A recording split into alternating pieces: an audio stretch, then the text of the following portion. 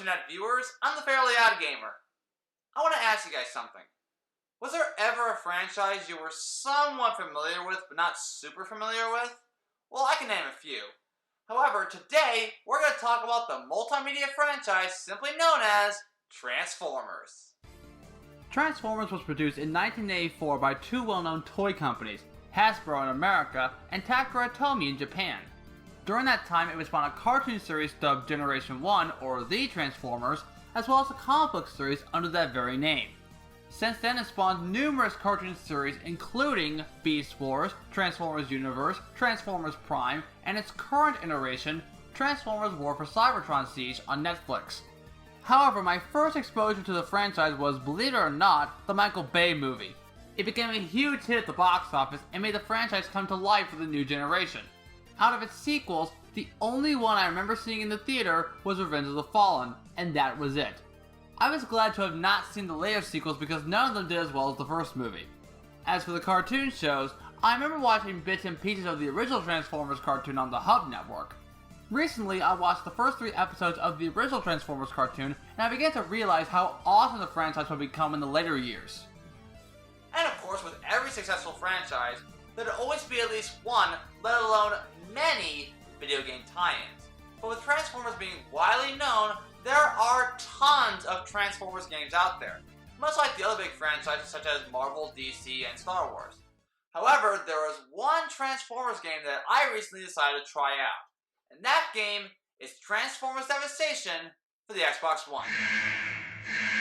Oh no, I think I know who that is. It has to be... Greetings, gamer. Yeah, I knew it.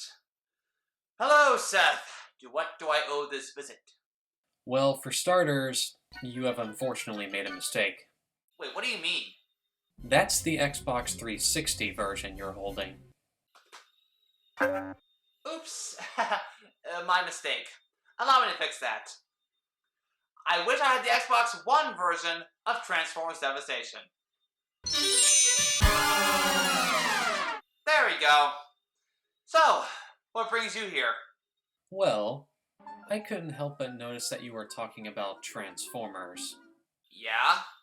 And, if I remember correctly, I was the one who recommended Transformers Devastation when you were looking for a Transformers game to review. Well, thanks, but why are you here? Well, it's simple. Transformers is easily my favorite American-produced franchise. Well, okay, it's technically both American-produced and Japanese-produced, but you get the idea. Much like the gamer, my first exposure to the robots in disguise was, and please don't hate me for this, the first Transformers movie directed by Michael Bay. Back then, I thought this movie was pretty good, but looking back at it now, I do think it's a somewhat decent action movie, but a pretty average Transformers movie.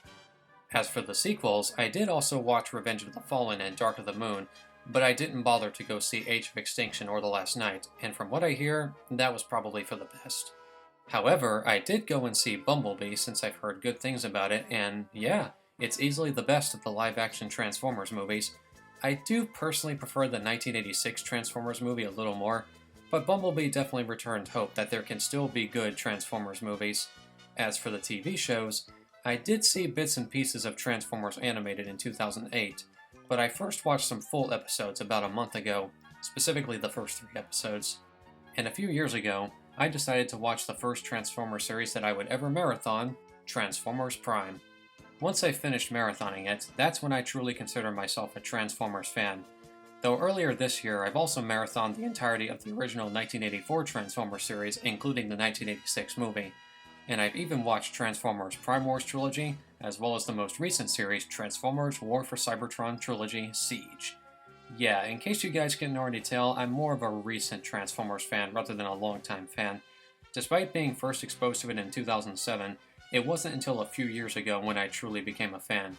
Moving on to the video games, I've only played and beaten 4 of them. For starters, there's the first Transformers movie game developed by Traveler's Tales.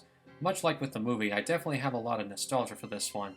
I loved playing the PC demo back when I was a kid, but now that I've beaten the full game on my PS3 this year, I can now say that it's pretty mediocre. Although it is still a guilty pleasure of mine being nostalgic for it and all. And then there's Transformers Revenge of the Fallen, the video game, which I've also beaten earlier this year. This game is okay, but nothing amazing. But then we have Transformers War for Cybertron, developed by High Moon Studios. I first played and beaten this one 2 years ago, but unlike the previous two Transformers games I've mentioned, this one is actually pretty good. It's not my favorite Transformers game out there, but there's definitely more to this game than meets the eye. And then of course there's Transformers Devastation, which I first played about 4 years ago, since that was during the time when I first started becoming obsessed with the hack-and-slash action genre. So because of how much I love Transformers, you bet I'll be joining you for this review. Fair enough. In the words of the great Optimus Prime, let's roll out. Till all are one. After seeing that Transformers is a product of Hasbro, we see that the game was published by Activision and was developed by PlatinumGames. Wait, PlatinumGames? The same people behind Bayonetta, Nier Automata, and Astral Chain? About time you finally play a game by these stylish developers. Well, there's a first for everything. Also, I'd like to mention that this game was directed by Kenji Saito, the same guy who directed Metal Gear Rising: Revengeance, so consider that a good sign. The game starts off with the great city of New York being attacked by a swarm of Insecticons, with the Decepticons following them, along with an explosion that even Michael Bay would be proud of. Anyway, the Decepticons are searching for an artifact known as the Plasma Core, much to the dismay of Starscream! No Cybertronian has been able to tame it since the Golden Age. Then stand back, Starscream, and watch me tame it as I have tamed you. Oh, one of these days, Megatron. So Megatron calls upon the Constructicons to use kinetic shields to build him a perimeter, while he continues to search for the Plasma Core. Meanwhile, the Autobots eventually arrive in the city to investigate the cause of destruction. We then see the title of the game, if for some reason you forgot what game you're playing. The humans are evacuated and our mission is clear. Save the city and stop Megatron. By the way, yes, that is indeed Peter Cullen voicing Optimus Prime. In fact, a lot of surviving members of the original TV show returned to voice their respective characters in this game, such as Frank Welker as both Megatron and Soundwave, Dan Gilvezan as Bumblebee, Michael Bell as both Sideswipe and Scrapper, and Greg Berger as both Grimlock and Longhaul. Now that we have the voice acting out of the way, let's talk about the gameplay. Right off the bat, you play to take control of the honorable leader of the Autobots himself, Optimus Prime. Transformers Devastation is a hack-and-slash action game in which you have to fight and destroy many Decepticons that get in your way while proceeding through the level. If you played a lot of PlatinumGames' other titles, most comparatively Bayonetta, you'll know what you're getting into. However, if you don't know what you're getting into, allow me to explain. You can use both light and heavy attacks to do various combos with your weapon. You even have some ranged attacks to attack enemies from a distance. However, unlike Devil May Cry and Bayonetta, you don't have unlimited ammo, though you can restore ammo by collecting blue Energon cubes from defeated enemies or certain containers in the environment. However, like Bayonetta, you can also dodge an enemy attack at the right time to slow down time, allowing you to attack enemies while they're in slow motion. If you hold down the dodge button, however, you'll then transform into your vehicle mode. Or dinosaur mode if you're Grimlock. You can also use vehicle attacks at the end of a combo to do more damage to your opponents. Furthermore, transforming while in mid-air will allow you to ground pound in order to attack enemies or discover objects hidden in the ground. As you defeat enemies, you'll also gain experience for whatever Autobot you're controlling and will eventually level up, making your chosen Autobot stronger. In addition to your light and heavy attacks, each Autobot has a unique special ability and an ultimate attack. Let's start with the special abilities. Optimus Prime can transform into his truck and slam opponents with his trailer.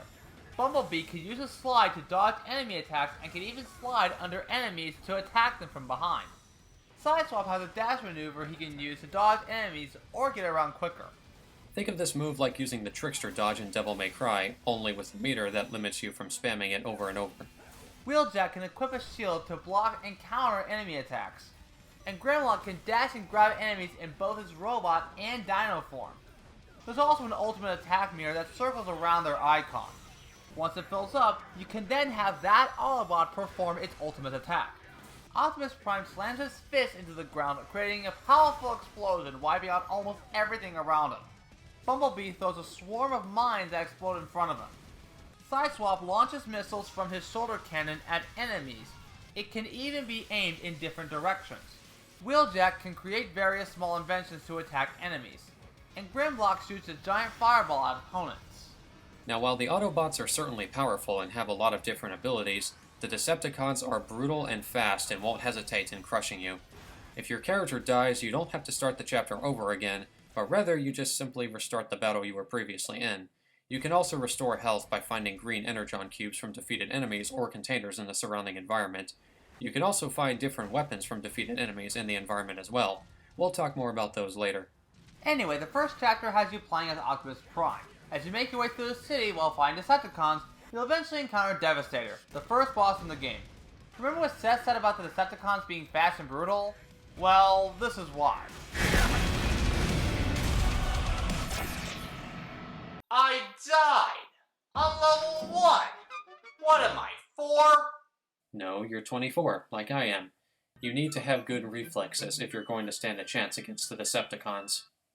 Alright, let's try this again. There we go. Moving on, we then switch to playing as Bumblebee. After making some more progress, the Autobots finally catch up to Megatron, resulting in the first battle against him. It's here when we're taught how to use the rush attack in order to break enemy shields. In order to use it, you need to get enough speed in vehicle mode and press the attack button to use it. You'll know you have enough speed when you see flames coming out of the character's exhaust pipes. However, if you're playing as Grimlock, you just press the attack button immediately after pressing the run button to use it. After a quick battle, Megatron tries to retreat and heads for a steel tower. This results in switching to the Autobot side swap. After proceeding further into the city, Megatron attempts to escape while riding a Constructicon. You then need to chase him down while avoiding any attacks coming at you. During the chase, you're also taught how to use plasma accelerators. These will allow you to boost and break through certain barriers. After catching up, you once again have to fight Megatron inside of an electrical field. It kind of reminds me of Amy's boss battle against Zero in Sonic Adventure. Let me point out right now that this is one of the most difficult fights I've ever encountered. You can't even imagine how many times I've died trying to defeat Megatron. And I tried everything. Light attacks, heavy attacks, vehicle attacks, rush attacks, special ability, and even the ultimate attack. So after about half an hour, I finally managed to beat Megatron. However, he eventually escaped into the Proud Star, an old Autobot ship that crashed into the Earth millions of years before the events of this game happened. This ship originally belonged to Nova Prime, but it is now controlled by the Decepticons. Megatron then engages the security system to prevent the Autobots from following him. As a result, the Autobots now need to shut down 3 sub-generators before they can catch up to Megatron. And upon starting the next portion of this chapter, this is when we first see the Ark. No, not that Ark. Well, you actually first have the option to enter the Ark in the middle of Chapter 1, but we completely forgot about that while writing the script. Every time you enter the Ark, you will then see what type of weapons you picked up during the chapter you're in or have completed. You can equip various weapons to almost every Autobot possible, such as energon swords, hammers, buzzsaws, and a large variety of guns as well. You can even synthesize new weapons with already existing weapons. However, keep in mind that some weapons are exclusive to certain Autobots. For example, axes can only be equipped to Optimus Prime, while hammers can only be equipped to both Optimus Prime and Grimlock. In addition, you can change characters, update character stats, and even save your progress within the current chapter. Not to mention, you can create and equip new tech that gives the Autobots certain benefits. These benefits include increased health, attack power, defense, etc. You can also access the lab to buy new weapons, items, and even new moves for the Autobots to use. Furthermore, you can check your stats for each Autobot. But besides gaining experience from defeating enemies, you can also spend your currency to level up instead if you desire. Anyway, let's move on with the story. As a chosen Autobot, you now have to shut down the 3 sub-generators to enter the Proud Star. But each time you reach a sub-generator, you have to fight against 2 Constructicons before you can shut it down. After shutting down all 3 generators, you once again have to fight Devastator, who this time starts wielding drills halfway through the fight. After defeating Devastator, Megatron then announces his plan to the Autobots. I am simply going to hasten the Insecticons' mission, instead of just cyberforming this city. With me at the helm, the entire planet will be transformed in mere days. You plan to cyberform Earth? Let me correct you, Optimus Prime. I don't plan to do anything. I have already started. But the Earthlings Will die. And thus ending the first chapter. Here's something I forgot to mention earlier. At the end of each battle, you're ranked from D to SS, depending on how well you did. And at the end of every chapter, you're given an overall rank, depending on how well you did. Before we talk about Chapter 2, I'd like to talk about the game's difficulty. Seth and I kind of foreshadowed it earlier, but this game is really hard. Even before starting the game, you're given a choice of difficulty. Scout being the easy mode, Warrior being the normal mode, and Commander being the hard mode. After each chapter, you'll be given the opportunity to change your difficulty setting if you feel that the game is too easy or too hard. However, you can only change the difficulty at the beginning of a chapter. If you try changing your difficulty setting during a chapter, you then have to start the chapter over from the beginning. Because the second battle with Megatron was constantly getting on my nerves earlier, I decided to lower the difficulty to Scout. Now, I know what some of you may be thinking. Wow, you're playing on easy mode? You're such a coward. First of all, that's annoying. And secondly, I personally believe that no matter the player's skill, he or she should be allowed to enjoy the game at their own pace and choice of difficulty. In fact, when I first finished Devil May Cry 3, I was playing on the easy difficulty before eventually deciding that I was ready for the normal difficulty. So please, let the player enjoy the game at their own pace, regardless of their choice of difficulty. You said it, Seth. Thanks. No problem. Also, finishing Chapter 1 will unlock Wheeljack as a playable character, so yeah. Anyway, let's talk about Chapter 2. After disabling the barrier, you now have to get a key code by destroying a sentry bot in order to open the door to the Proud Star. After chasing the sentry bot down and destroying it, you'll then be able to enter the Proud Star, but not before fighting against some Insecticons that show up from underground. Autobots, welcome to the Proud Star, the great ship of Nova Prime. Another Cybertronian ship crashed on Earth? What are the odds? Nova Prime's mission was to preserve our culture. The Colonnade of Cybertron was a covenant between all Cybertronians. The Colonnade is comprised of the essential aspects of our lost Cybertronian heritage, and it was placed inside the Pharaoh-Taxis, the supercomputer that controls the Proud Star. The Pharaoh-Taxis literally carries our culture inside of it. The Pharaoh-Taxis controls both the Plasma Core and the Insecticons. It directs the power and gives the Insecticons their function and purpose. Okay, so we find the Pharaoh-Taxis and what? Destroy it? It's got so much of our culture in it. We can't do that, can we? No, we can't. We find the plasma core and shut it down. Shutting down the power is the most surefire way to stop the cyberforming. Then we locate the Pharaoh-Taxis and preserve our culture, as Nova Prime intended. At least it's better than proving the culture of our heroes. Anyway, after making some progress through the Proud Star, you then have to fight Soundwave alongside Ravage and Laserbeak. This fight can be a little annoying at times, but that's mostly because Soundwave will occasionally release a giant wave of energy to push you back. After defeating Soundwave, you then have to proceed more into the Proud Star while fighting a bunch of Insecticons throughout, including 3 ancient Insecticons, Scrapnel, Bombshell, and Kickback. There's even a section where you ride an elevator while shooting a bunch of Insecticons with a turret. This is also the first chapter where I encountered a side mission. Within each chapter, you'll find these glowing circles that allow you to play one of the side missions. Most of them include defeating a certain number of enemies under a time limit. If you manage to complete a side mission, you'll be given more XP as well as new weapons. They're not required to beat the main story, but it's something that can help you out whenever possible.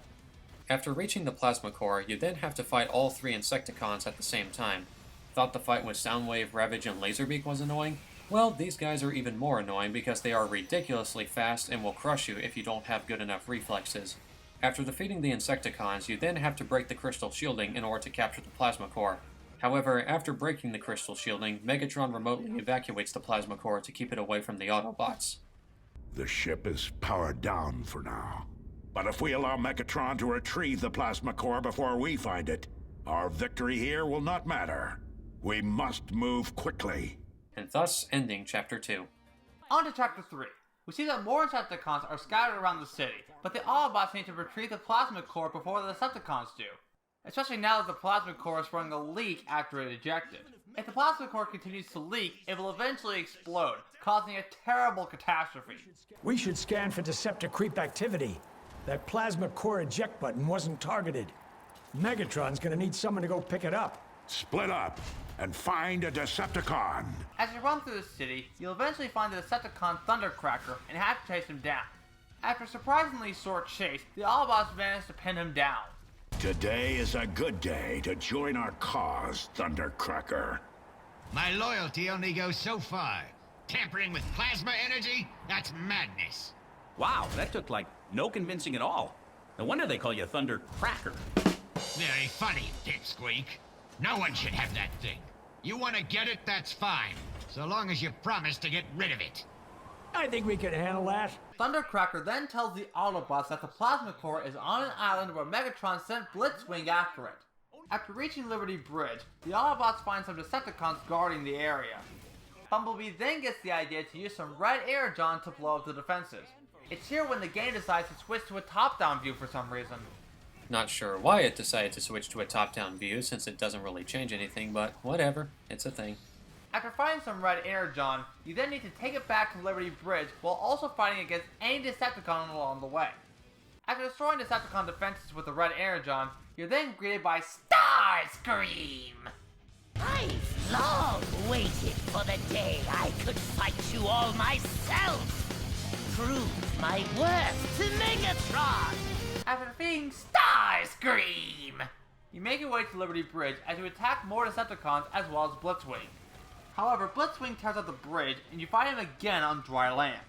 The fight with Blitzwing is actually a bit annoying because he actually has super armor that can tank almost all of your attacks, but if you keep paying attention to his animations, this fight shouldn't be too difficult. After defeating Blitzwing, the Autobots manage to find the Plasma Core, but uh-oh, Starscream manages to take the Plasma Core away before the Autobots can do anything about it. Hey! Starscream taking the core wasn't a part of any of my ideas! That coward! And thus ending Chapter 3. Moving on to Chapter 4, the Autobots now have to follow Starscream back into the city while fighting any Decepticons along the way. After crossing the bridge, Starscream ends up dropping the Plasma Core. As a result, Megatron calls the Stunticon Motormaster to go and retrieve the Plasma Core. Once that happens, you now have to race Motormaster to the Plasma Core and get there before he does, or if you're like me, defeat him before reaching the destination. Either way, you'll still have to fight him after reaching the destination. It's also worth mentioning that Motormaster is the only Stunticon you ever fight solo. After defeating Motormaster, Wheeljack gets the idea to rig something together to get a directional fix on the plasma energy. It's here when you're able to track the Plasma Core and follow your sensors to find the Plasma Core. The more red your sensors are, the closer you are. Not to mention you have a small numeric meter that shows how far or how close you are to the Plasma Core. It's actually pretty helpful knowing that the Plasma Core is nowhere to be seen in the mini-map. Eventually, the Autobots manage to locate the Plasma Core, but it is still leaking. It's here where you have to protect Wheeljack, or Bumblebee if you're playing as Wheeljack, from attacking Decepticons while he temporarily patches the leak in the Plasma Core. As you fight, you'll see a percentage meter showing how many waves of Decepticons you have fought before the leak is eventually patched. However, after defeating the Decepticons, you are then greeted by the Stunticons who then form Menasor. Similar to the second fight with Devastator, Menasor will eventually power himself up halfway through the fight. After defeating Menasor, he decides to grab the Plasma Core and throw it to the Insecticons, allowing them to deliver it to Megatron. He then decides to take the Plasma Core to Cybertron via a space bridge, and thus ending Chapter 4. Up next we have what is easily the shortest chapter in the game, Chapter 5. While inside the space bridge, the Autobots then encounter Starscream, resulting in a second battle against them. While this battle takes place inside the space bridge, there are times where I can't even tell what I'm standing on or where the ground is. And just when you think you're approaching Starscream, it's very hard to determine whether or not he's within your range. But other than that, it's not much of a problem. After defeating Starscream a second time, they manage to blast him out of the space bridge and into Cybertron. Help me up. You didn't even need help getting up, Starscream. Anyway, Megatron manages to escape with the Plasma Core, and now the Autobots once again have to fight against Blitzwing.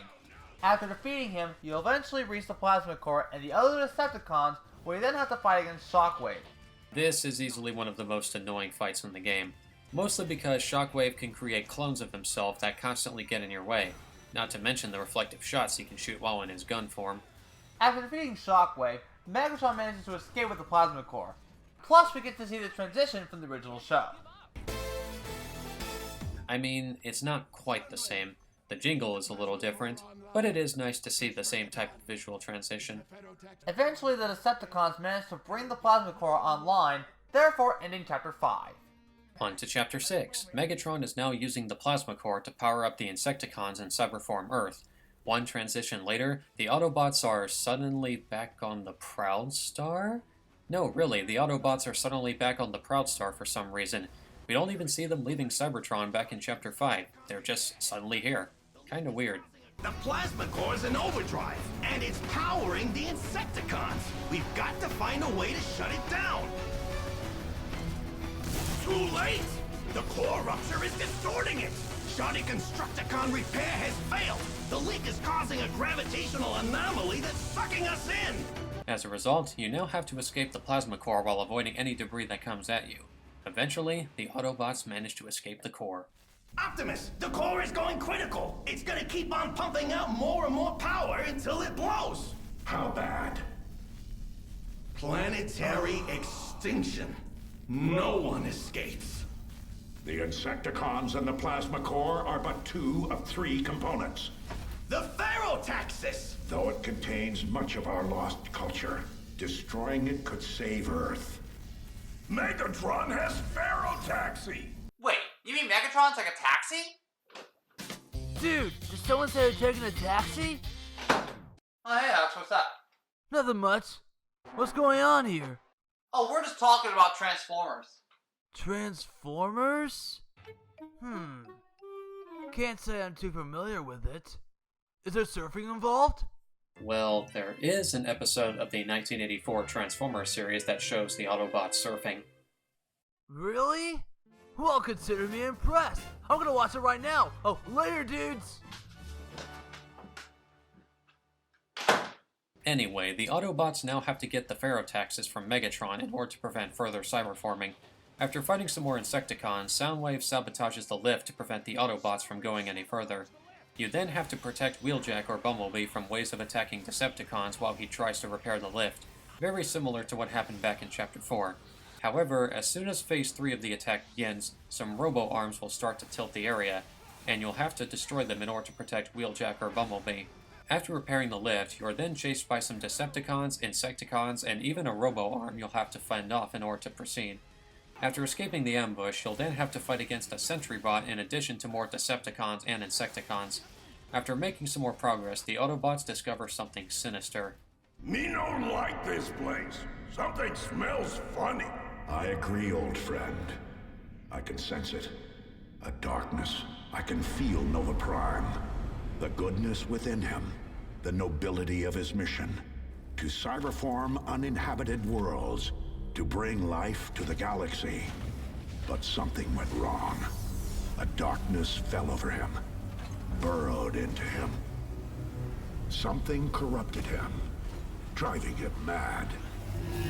He did come here to destroy Earth, but only after encountering some singular entity. Something bent not just on destruction, but our destruction. And Nova Prime sent it in our direction.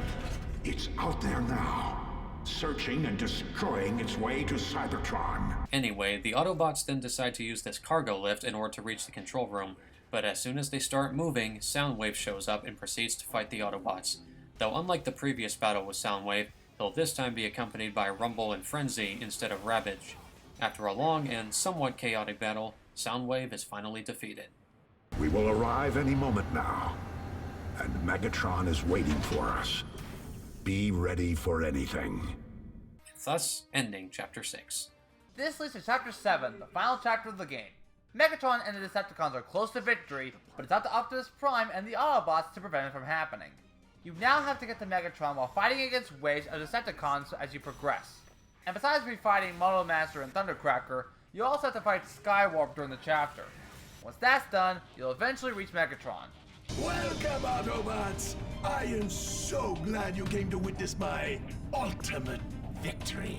Give us the Ferrotaxis, Megatron. I'll give it to you once I'm done remaking Earth. It's gonna be beautiful, Prime. I'd love to stay and watch, but Cybertron's rebirth beckons me. And I want a front row seat for it. Constructicons! Annihilate them! And now you have to refight the Constructicons. Only this time you fight all 6 of them at once. Once you defeat them, however, they'll then combine to form Devastator, resulting in a 3rd battle against them. Once you destroy half of Devastator's health, not only will he equip his drills, but Minosaur will also appear, resulting in having to fight both of them at once. This fight can definitely be pretty chaotic if you're not paying attention, but I'm gonna be honest, this fight with Devastator and Minosaur actually isn't that hard at all. Just pay attention to their moves, dodge at the right time, and you should be fine. If anything, I personally think the fight against the 6 Constructicons separately is more annoying, to be honest. Megatron headed for the surface, and he took the Ferrotaxes with him. Then that is where we go. Autobots, roll out! After transitioning to a loading screen, Optimus Prime and the Autobots eventually manage to catch up to Megatron. Give me the Ferrotaxis. We will use it to bring our culture and our history back to Cybertron, where it belongs. You have made a great discovery. Let us use it wisely.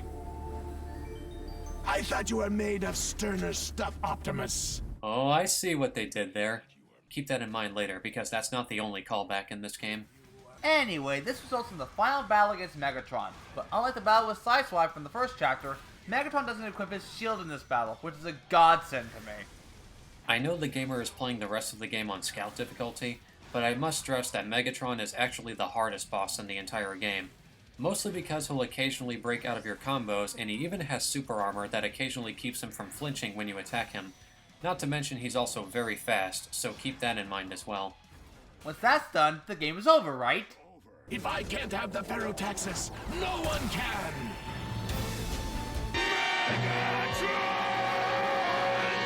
It's not over yet!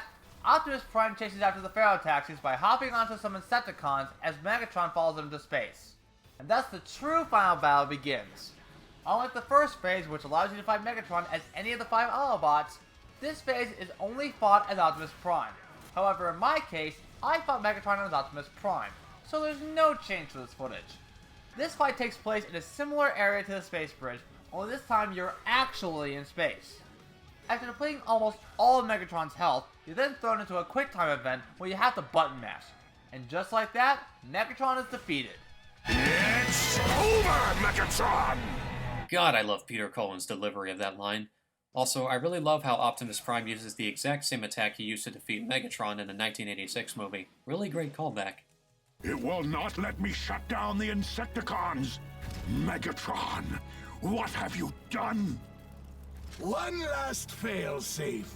In order to shut down the Ferrotaxis, you must destroy it. You hold the fate of Cybertron in your hands, Prime. You are correct, Megatron. And I have the courage to make the right decision. And that's exactly what he does. Optimus Prime destroys the Ferrotaxis, shutting down the Insecticons in the process. What have you done? The humans will decide their own fate. Maria, this is what you wanted, right? This is my promise I made to you. And thus, Optimus Prime falls to his death, never to be seen again. Nah, I'm just kidding. He's totally fine in the next cutscene. The game ends with the Autobots talking aboard the Ark, in which we then get a cameo for Defensor and Superion. Although, there is also a post-credits scene that shows Nova Prime reactivating. And that concludes the story mode for this game. Now, on to challenge mode! Challenge mode puts you through a series of battles that test your skill. Anything you've collected in story mode will also apply to challenge mode, so you'll be well prepared whenever you feel like taking on these challenges. Most of them consist of defeating enemies and even some boss fights, but there are some that require doing things a little differently, such as protecting an ally or reaching a goal in a certain amount of time. You can even unlock new challenges by clearing other challenges, though some require you to beat said challenges on a specific difficulty. Anyway, let's talk about the music. While the overall soundtrack is okay, most of the soundtrack is pretty forgettable. That is except for the music used in the main menu and Transformers Devastation, the song used in the end credits. It may not be the original G1 theme, but it still rocks. I could listen to the song any day of the week and still get a kick out of it. I actually like the overall soundtrack, but I have to agree that a lot of the music can be pretty forgettable. At the same time, however, I generally find myself enjoying it when I do hear it. And yeah, the end credits theme, Face the Devastation, is easily the best song in the game. It's just a shame that it's really short. Graphically speaking, the game looks great. The cel-shaded art style goes perfectly with the original G1 designs for both the Autobots and Decepticons, and to be honest, I actually think they look better here than they did back in the original 1984 series, especially Megatron. And assuming you're playing on the PlayStation 4, Xbox One, or good enough PC, the game runs at a smooth 60 frames per second. I've heard that the PlayStation 3 and Xbox 360 versions run at 30 frames per second, so only go for those versions if for some reason you have no other option. As for the environments, I'll admit, they can be a little repetitive at times since you go through the exact same city multiple times, and the Proud Star can get visually repetitive at times, but in the case of New York City, I personally feel like the different times of day and weather, depending on the chapter, makes up for it in my opinion. The graphics in this game look amazing. While it's based on the original cartoon show from 1984, it actually does work as an extended episode of the G1 series. Not to mention the cel-shaded graphics given to the characters and models look incredible. This game managed to perfectly replicate every character from that era who appeared in this game. As for the game's environments, I actually have to agree with Seth here. While they look good, they can get repetitive, which lessens the variety of settings. It would be nice to have more environments like maybe some settings from the show, like the desert or the Decepticon ship. But other than that, I still think the environments in this game look pretty good. So, what did you think of this game? Well, for this being the first Transformers game I ever played, I actually love this game! I know there are other good Transformers games out there, but this is one game I really enjoy. Seeing that it was made by the same people behind Bayonetta, I can understand why this game was loved and adored by not only the hack and slash genre lovers, but also those who grew up watching the original Transformers cartoon. It has everything from the dialogue, the voice acting, well, most of it anyway, and even the use of the classic transition. As I mentioned before, the graphics look amazing, even though some of the environments can be repetitive. The overall gameplay is amazing. I love the overall combat mechanic, and I love how you can change characters either within or after ending each chapter. Plus, having to dodge enemy attacks in order to slow down time is always amazing. For me, I think it's best to first enjoy the game whichever difficulty you're comfortable with, and try to challenge yourself whenever you're ready to play on one of the harder difficulties. And once again, I love the music used for the main menu and the end credits. Overall, Transformers Devastation is a fantastic game, and I would definitely recommend this game to anyone who's a fan of the original Transformers cartoon, or even the franchise in general. Give it a try when you get a chance. This is easily my favorite Transformers game to date, though that shouldn't come as a surprise given my obsession with the hack and slash genre. I love the combat, the graphics, the transforming, and overall, it's just a really awesome Transformers game. I actually really want a sequel to this game, to be honest, especially given how the post-credit scene teases Nova Prime returning. I think it would be awesome if we got a sequel with not only more playable Autobots, but also have playable Decepticons, maybe even some online multiplayer as well. So yeah, definitely give this game a try. That is, if you can find it. Yeah, let's address the elephant in the room. You see, every Transformers game from 2007 to 2015 was published by Activision, and when they lost the license in 2017, every single Transformers game published by Activision, along with their DLC, has been removed from digital storefronts. So your only option for playing this game is by finding a physical copy. Good thing I managed to get my digital copy a year before all of that happened. So if you ever do manage to find a physical copy, definitely play this game whenever you have the chance. I really hope you enjoy it. This game is definitely more than meets the eye. It really would be nice to have a sequel, and there may be one in the works. However, I will say now that this is one of the most enjoyable games I've ever played. And thank you, Seth, for not only helping out for this review, but also giving me the idea to play this game, let alone review it. You're welcome. Now, if you excuse me, I need to get back to playing Devil May Cry 5. Oh, that's right! The special edition was just announced recently! Gotta practice for the new content so I can stay motivated. Well, good luck with that. I'm the Fairly OddGamer, and I wish you all good luck for the rest of your day or night, wherever you are. Take care, everyone.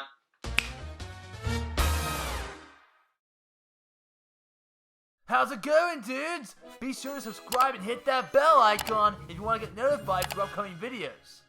Also, be sure to check me out on Facebook, Twitter, and Instagram. And now, here's one of my buddies to finish out the video.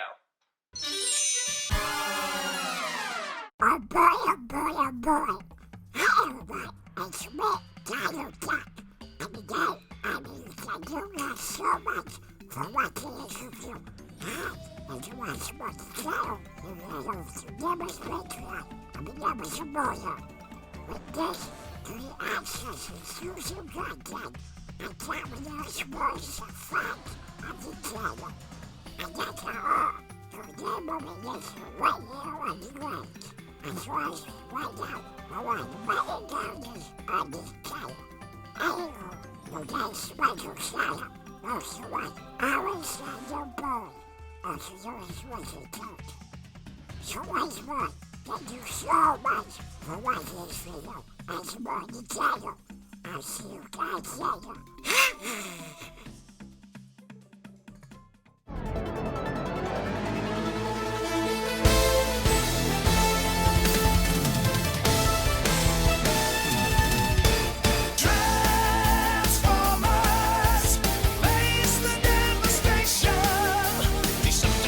Rage.